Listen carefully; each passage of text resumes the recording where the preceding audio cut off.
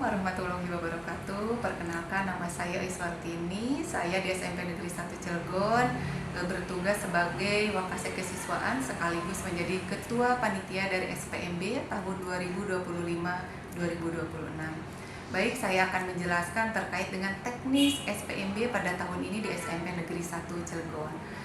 SPMB tahun ini teknisnya sebetulnya hampir sama dengan tahun kemarin, yaitu melalui 4 jalur. Yang pertama ada domisili, kedua ada mutasi, afirmasi, dan prestasi.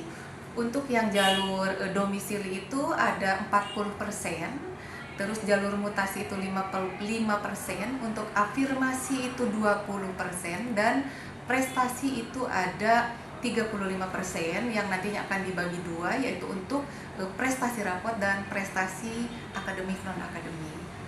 Mungkin seperti itu. Oke, Bu, untuk jalur domisili, wilayah mana saja kah yang mencakup atau yang bakal keterima mungkin lolos di SMP Negeri 1, Bu?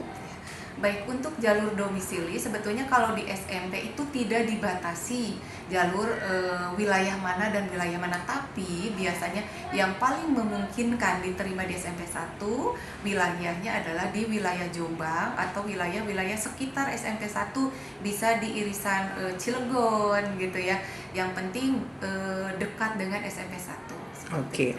Untuk jalur afirmasi, ketentuan seperti apa, Bu, yang diterapkan di SMP 1, Bu? Ya, baik. Untuk jalur afirmasi, jadi syarat pertamanya yaitu anak tersebut ada di desil 1 sampai 3 atau anak tersebut memiliki KIP. KIP ini yang dari pusat ya, Bu ya. Oke.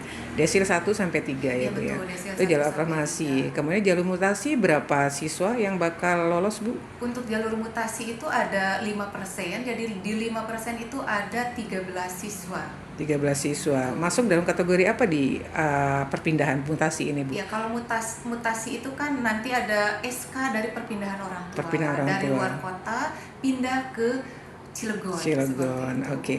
Tadi jalur prestasi ya, Bu ya. Ya. Untuk di jalur prestasi, adakah passing grade yang ditentukan atau mungkin dilihat dari sistem seperti apa yang mungkin bisa diindikasikan bakal diterima di SMP 1? Baik, untuk jalur prestasi akademik dan non-akademik sama seperti tahun kemarin. Jadi memang anak-anak yang berprestasi di bidang akademik maupun non-akademik gitu ya.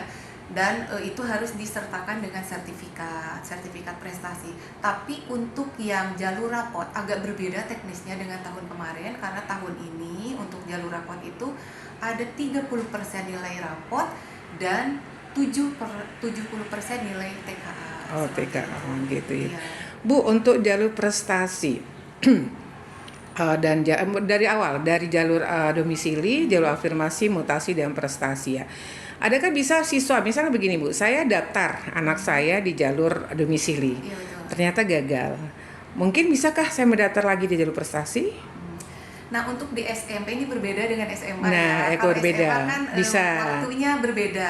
Kalau di SMP ini waktunya bersamaan. Jadi misalnya tapi begini, di hari pertama dan kedua anak ini mencoba jalur domisili. Ternyata nanti waduh ini ternyata kejauhan nih ngelihat yang lain 300-an, 400, sementara dia di angka 700-an misalnya. Nah, iya. Dia bisa cabut berkas, setelah itu pindah ke jalur yang lain, misalnya coba aja prestasi. di jalur prestasi. Oh, bisa tapi dia. harus cabut berkas terlebih Harus cabut di berkas dulu. Tuh. Cabut berkas biasa di online juga ya, Bu di ya. online, jadi tinggal memberikan informasi ke sekolah untuk dibatalkan, baru nanti pindah ke jalur yang prestasi. lain, Oke.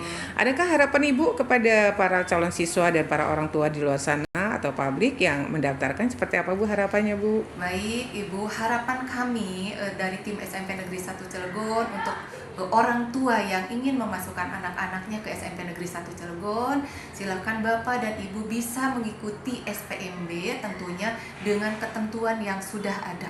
Gitu. Oke. Jadi dan nanti insya Allah bisa bergabung di SMP Negeri 1 Cilegon. Iya. Oke, terima kasih Boy wawancaranya dengan Jurnal KUHP untuk hari ini.